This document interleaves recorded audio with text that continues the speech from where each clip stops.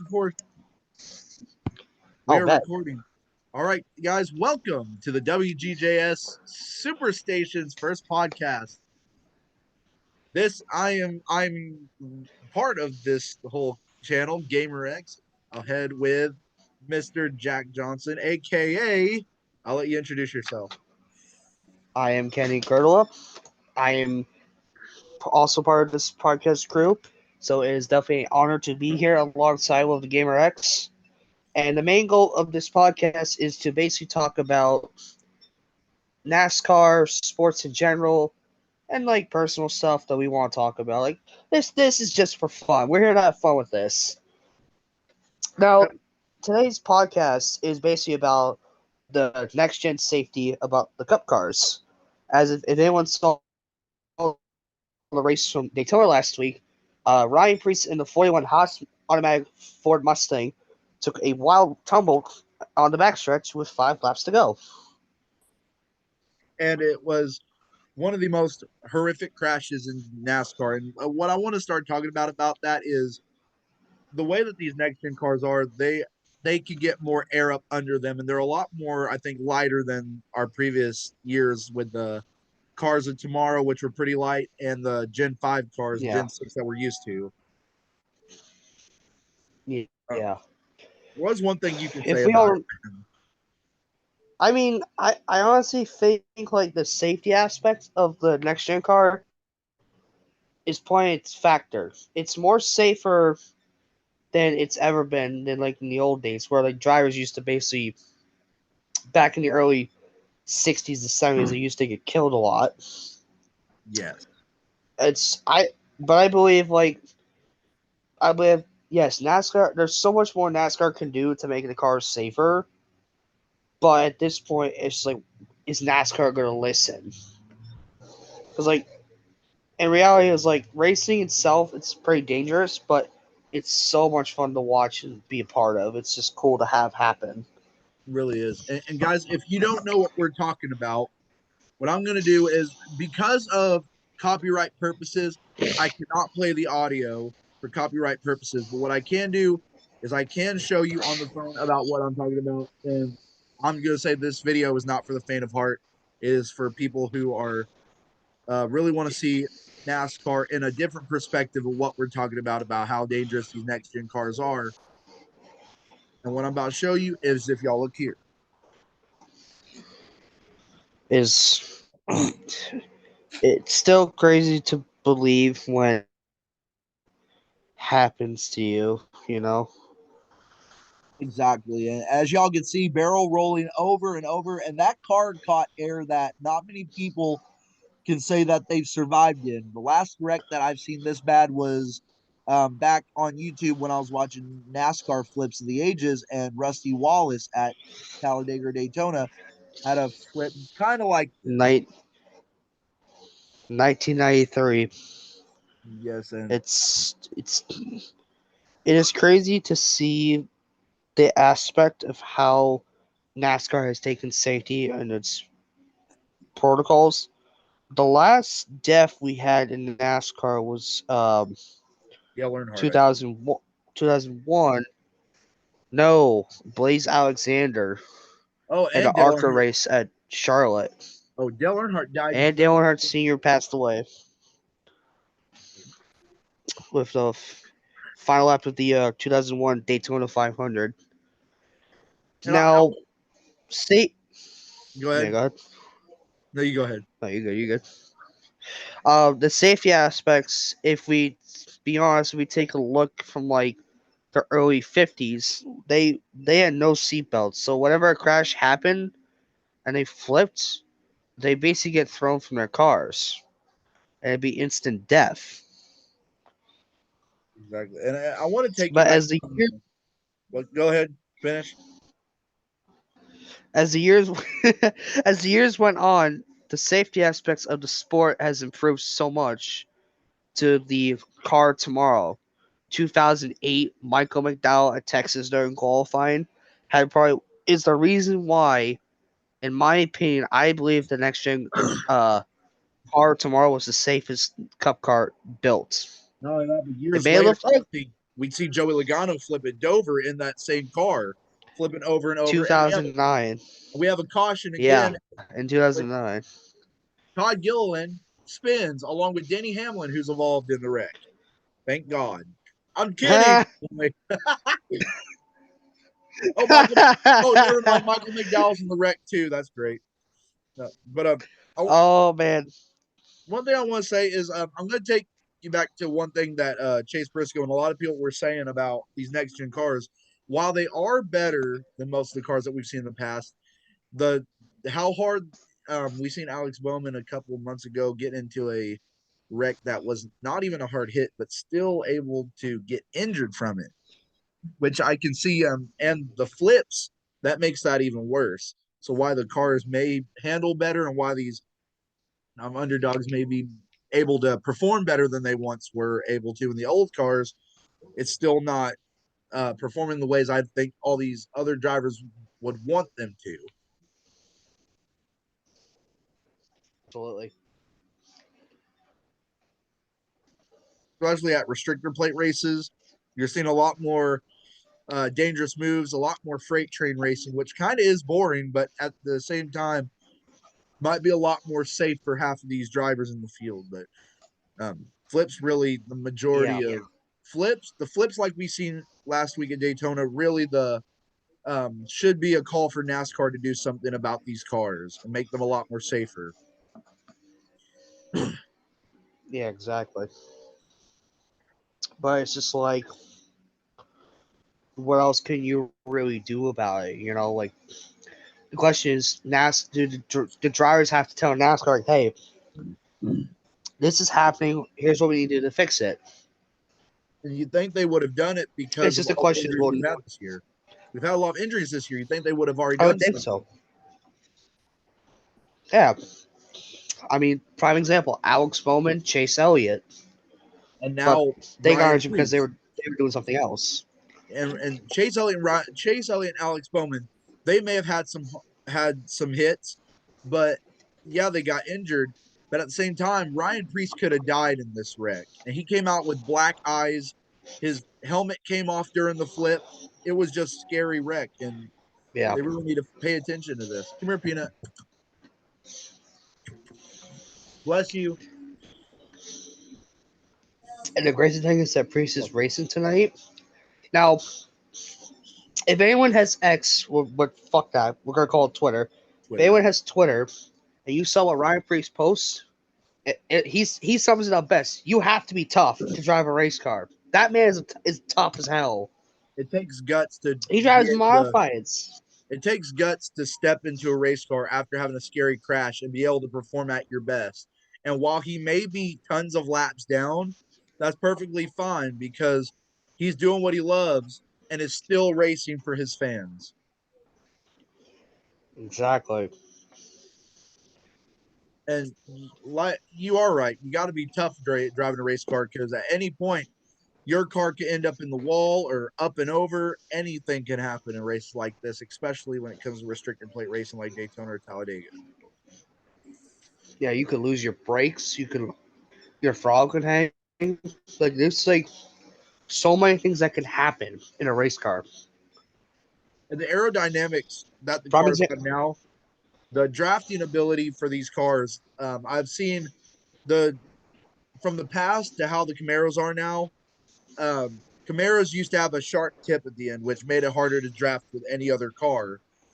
And Yeah. while the Toyotas and Fords had the advantage, now with the next gen car, it looks like the Chevys are now from this to a little more flat, which means that they can draft a little bit better. And I think Hmm. that's the reason why there was a lot more wrecks last in the last couple of years before they switched to the next gens was because of that point. Chevys were the main wreckers, the main cause of these wrecks back in 2020 to 2021. Eight. I would think 2018 as well when they first introduced the Chevy Camaro to the Cup Series.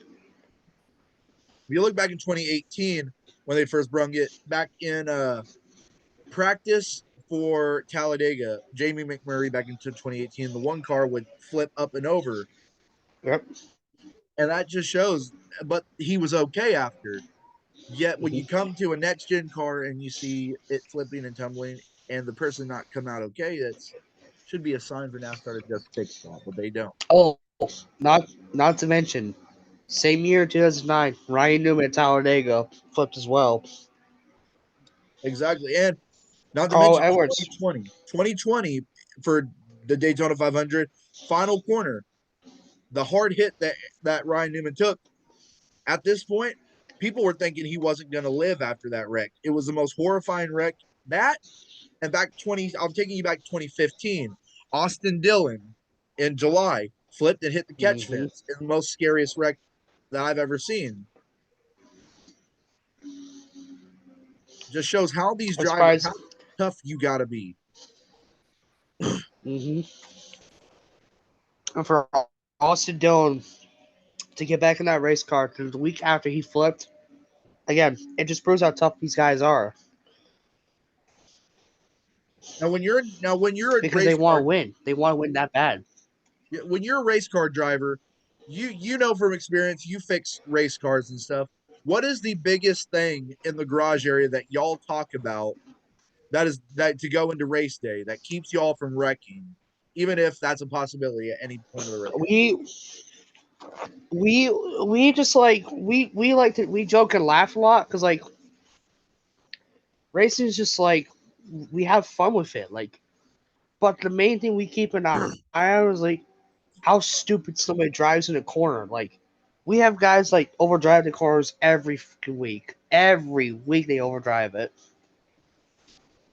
But it's also like tire wear. Like how good our tires are gonna hang on. How bad how our downforce will be. Like our adjustments, our setups. Like the main thing is setup. Setups is what's more important than horsepower. Yes, horsepower is important. Trust me, it is important. But to get your setup right to where your car can like go can stay consistent for like let's say like 25 laps is the feature. It's a good night. And I've seen people with a But good setup who's able to dominate a race with the right performance and the right heat. exactly, You can dominate a race and be the most dominant driver.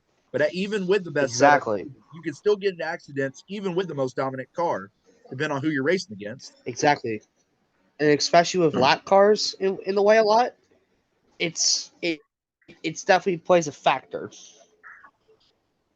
Now you think back to how NASCAR is compared to what your cars are. I think you're driving. I think it's like late models, right? Late model cars, and they see how different they play out. They're more different than these stock cars that NASCAR drives, but they're still dangerous. But they probably They handle a lot have better. more aerodynamics. They have more aerodynamics than a cup car would because the bodies are flatter. They're very flat, and the air goes around the car, like around it, not up. It'll go up, it'll go under, but it also goes around. And there's side drafting. Side drafting on a straightaway, a 3.8 mile track, is definitely a key factor. Yeah. But What you have guys that can get in the corner and they can stick the corner. They can drive it as far as they want in, and they can stick it. what is the But there hardest are other thing? guys. What's the hardest God, thing in the garage area that you've had to do in order to get a car ready for race day? the biggest thing we've done is change an engine. That is the most stressful thing you can ever do. But let's say this: you crash during practice, and you bent your rear end, your rear end housing. You gotta travel like an hour away to go back to the shop, get another one, bring it to the track, take apart the old one, and replace it with a new one. It's the time span you have until qualifying starts. We don't start qualifying until 6. So once 6 o'clock rolls around, that's when we have to start getting. Then that's when it's crunch time. Because I'm sorry, qualifying doesn't start till 7. I'm sorry. Like So there's a we get there deadline. at 3 o'clock. Yeah. So the deadline is if we don't make out for qualifying, we start in the back of the feature. We can All make the right. feature, but if you miss qualifying, you gotta start in the rear automatically. Doesn't matter. Just like any other racing series like NASCAR. You don't make qualifying, or if you don't pass Exactly. inspection, or you wreck your car and go to a backup, you start from the back. Problem is, us guys, we don't have backup cars. We got one car and that's it. So if we wreck it that bad to a point where we can't fix it at the track, we're done for the day. We just load up and go home. We just spend all that time during the weekdays to get the car ready Just for and nothing, just to go home. just for nothing, literally. So And you you do just all go that home. work. You do all that work just to wreck it, and your dream be over of having your team win a race, and just pack it up and go home. Because all your And hard work. I've had the experience as a crew member with a. By the way, there's just four of us doing this. There's four people. Well, technically five. The driver himself, his wife, two of his crew members, and then there's me. Now, not to mention, I can't be there all the time to work on the car with them. I have other things I have to do there. I have to record. So when I go off when qualifying starts, I leave the pits. I go out to the stands. I take my phone out and I start recording heat races. When that time comes, I stay quiet and I have a good time while I'm doing it. So at that point, you're no longer a crew member. You've done what you need to do. At that point, you're a fan watching the race and recording the highlights and stuff, so you can make the Exactly. video for it. Exactly. So when But you're then after qualifying's over, I go back to the pits and I do it all over again. I become back a crew member. I've seen there's people that they say crew members have the hardest job to make sure the cars are ready in time, to make sure the cars have the right amount of fuel. You have the right amount of fuel at the track at all times. Car setups perfect. The engine's working just right. You have enough tires for pit stops. It never ends. Yeah. No, people, it is true. We as crew members have the hardest job in the garage area. It is like just so hard to be like do what you do every week. From experience, I'll tell you this. I've been doing this for about 4 years now as a crew member.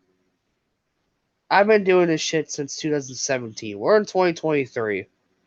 I've done this for years, and I enjoy this so much every week. Every week I go to that racetrack, I just have a blast because like I know there's people that are proud of me for what I do for a living.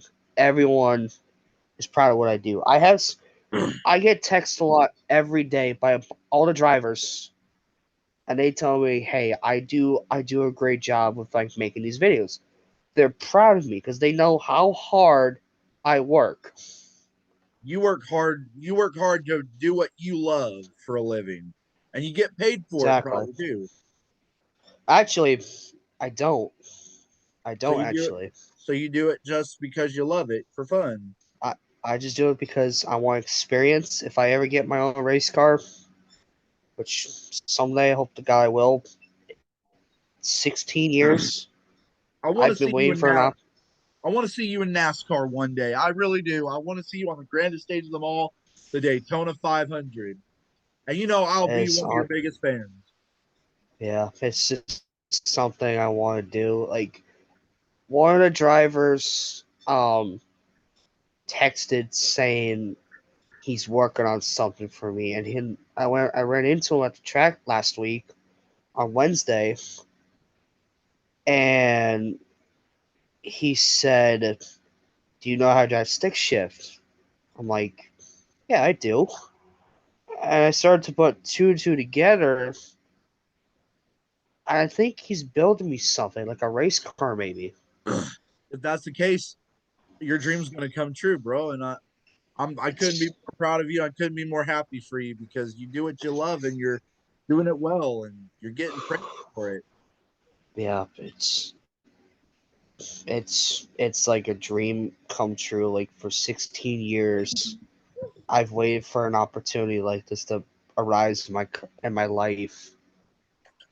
My dad, my dad knows how much he wants me to do this.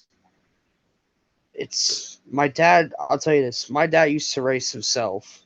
I helped him as his crew member. He's Back not in a dog. He's just 2017, sorry, we guys. If owned. you are known. If he's our dog, I'm sorry, guys. He just needs lovins.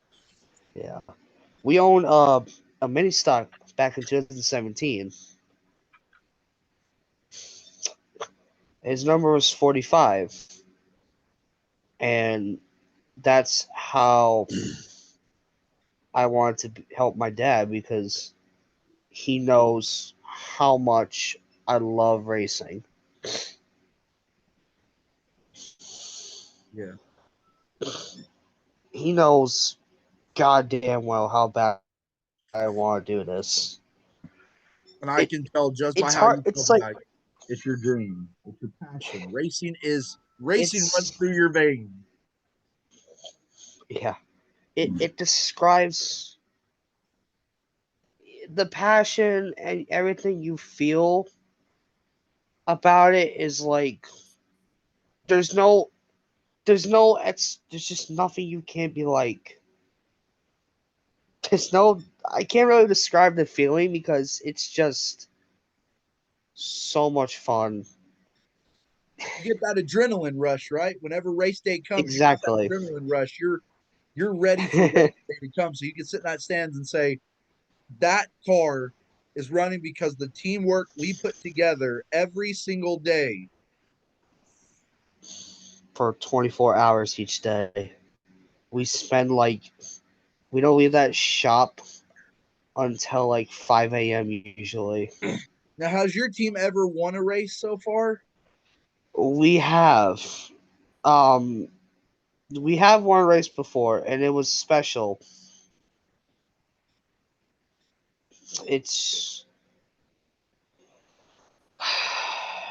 Best feeling in the world to know it that. couldn't Best feeling in the world to know that yeah.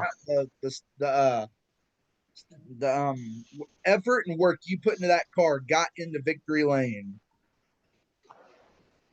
The words everyone felt was just a sigh of a relief because we all know how many hours, how many months we spent in the shop building the car, rebuilding it, fixing it, just doing everything we love so much.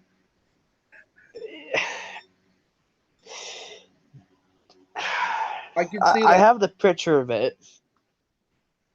I I can't have the see it. picture of it on my phone. And I know I'll I'll when your show you team it because like when your team wins the first race, that's the it most emotional just thing, right? means Most emotional thing is when you win your eh, first race for your first yeah, race. But the most because like the feeling like when you win a race, you finally done it, and you be like, you're just so emotional about it. that's a great picture. It's just special for all of us because everyone knows so how hard. It said the meeting will end in 10 minutes. Oh jeez, But I gotta that's enough upgrade. time. That's enough time for a first podcast. Yeah, it's The moment I can tell just that picture, everything. the feeling that you were feeling was not just the adrenaline rush, but the tears you wanted to cry standing Just next to the driver who won. yeah, it's words words can't describe like how everyone felt after that day. We honestly celebrated. Like we just wanted to go drink a couple drinks. Just like everyone just worked so hard. This is what we do for a living. We just like have so much fun doing it. Oh, and guys, just letting y'all know, here on the WGJS channel, this is not the only thing we do. As y'all see on our channel, No. I do Madden reenactments. I do stop motion animation for my diecast. I'll do Roblox streams. I'll just for fun because I like to cuss people out on mic up because it's fun. um, not to mention we will actually have NASCAR drivers in here too Well, to I talk mean, about like we what. hope. We hope. Yeah, we hope at least. I know First, we'll probably have one get one sooner or later. first person that I know that we can get, Brayton Laster from the ARCA NASCAR ARCA series. I have him on Discord. He said whenever he has time, he would love to join the podcast, and we'll have a lot of questions for him. Absolutely. But guys, Just I get want to to make know sure him like the next podcast I want to do with y'all, for y'all, is talk about WWE and WWE predictions for the next coming pay per views, tributes. Talk about people that has lived or died. Basically, a big Bray Wyatt talk as well. yeah. Talk about Bray Wyatt, Terry Funk, just all the past wrestlers we all lost there a couple weeks ago. Guys, if you want to see something, It's I got something to show y'all as well while he's talking to y'all. the Bray Wyatt was a very good guy, fun to watch. I grew up as a big Bray Wyatt fan, and I know Blood was too. Hell yeah, I was. This the feeling you get from like watching your favorite wrestler winning the WWE Championship at Elimination Chamber 2017. That's special. And I've watched Very very special. Bray Wyatt win the tag team championships with Matt Hardy, to winning the Yep. WWE championship in Elimination Chamber, to winning the Universal title against Seth Rollins, bringing the Fiend in it, defending it every day, just to lose to Randy Orton because some fucked up shit Alexa Bliss did. But you gotta love Yeah. TV though. Yeah. Exactly. But to lose an but icon, uh, we're going off NASCAR talk, but to lose an icon like Bray Wyatt and Terry Funk is something that, not that a lot of big WWE fans will feel if it's their favorite, somebody that they've watched for years. I've been watching yeah. Bray Wyatt since FCW, since he first made his debut in FCW. It was watching him make his debut in WWE, the Wyatt family. It was amazing. It was an Yeah. amazing feeling, along with when they broke up, having the Bludgeon Brothers, Eric Rowan, Luke Harper. Amazing. And then watching Braun Strowman become a full time WWE star, singles competitor, was just amazing. Something I'll never forget. Absolutely. He's just like so much fun to watch what he does in that ring. It's just sad that we lost him at such a Yep. young age, only 36 years old. And today I actually lost one of my friends. I texted one of my friend's old accounts today on Facebook. I had to delete the text on Facebook because a superstar that I know him very well under the name Drake Hunter for a while, 28 years old, passed away this morning from a bad seizure. So we did a tribute to him at the start of um, HCW tribute to the troops today for my call show, and it was just emotional almost. It was, you never forget the ones that really impacted your life for a while, and it's just something Yeah. that you never forget. And white flag in the air, one to go at Darlington, and you know what's going to happen? Your winner, Kyle Larson. Really. Yep. Larson. And Reddick's going to finish second. Busher third. William Byron fourth. Ross Chastain, Brad Keselowski, Bubba Wallace, Chase Elliott, uh, Ryan Blaney, and Eric Jones, your top 10. Last year's defending winner gets a top 10. That's not bad. Not bad. But guys, I think we should go ahead and end this video because we are running out of Yeah. time. But we will see you next time for the next recording. We will post this probably around after we get the editing done. But if y'all want to see some Madden reenactments, I will try to go on. We'll try to put some up. I'm pretty sure he'd be willing to do some real quick with me while we're doing nothing. Absolutely. I'm cool with it. Be fun. But we will see you next time. Thank you for joining the WGJS Superstation. See you later, guys. Yeah. We will see you next time. See ya. Goodbye.